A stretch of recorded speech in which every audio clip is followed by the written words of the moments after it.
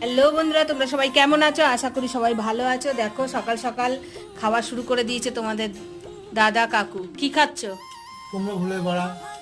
চলো, আর কি কি রান্না হয়েছে তোমাদের সঙ্গে দেখাই। আজকে তো শনিবার, নিরামিষ, বেগুন ভাজা। আর এখানে তো দেখতেই পেলে কুমড়ো ফুলের বড়া। আর এখানে হয়েছে পটলের তেল ঝাল। আর এখানে আছে শুকনো লঙ্কা ভাজা, তার সঙ্গে আছে ভাত। আর এখানে আছে হচ্ছে ফুলকপি দিয়ে আর আলু দিয়ে রোস্ট কষা কষা। আর এখানে আছে মূলো দিয়ে, আর দাঁড়াও কাছে নিয়ে আসি, মূলো দিয়ে আর চাল কুমড়ো দিয়ে ডাল। এই দেখো মূলো, আর এই দেখো চাল কুমড়ো, দুটোই তুলে তোমাদের দেখালাম।